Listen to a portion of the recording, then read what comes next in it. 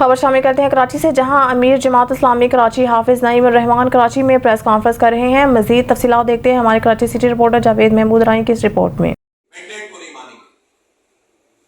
सन 77 में इन्होंने इलेक्शन कराया, धामिली की शदीद तहरीक चली और फिर आखिर जमहूरियत की बिसात लपेट दी गई।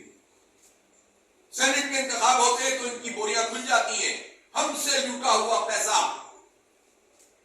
हमारे टैक्सों का पैसा जो हमसे लूटते हैं, तरक्याती बजट के नाम पर पैसे खाते हैं, ट्रांसपोर्ट के नाम पर खाते हैं। अभी पता चल जाए ना कि जो बसें 200-400 आई हैं, 200-300 ही हैं। कभी वो एक रूट पे इफ्तिताह करते हैं, कभी दूसरे रूट पे।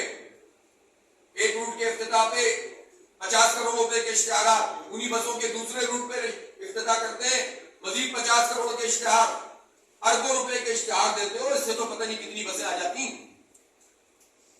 लेकिन यह भी हमें बताया जाए कि इन बसों की कीमत, इसमें कितना जुगलू फिरा है, इसमें हमारे टैक्सों के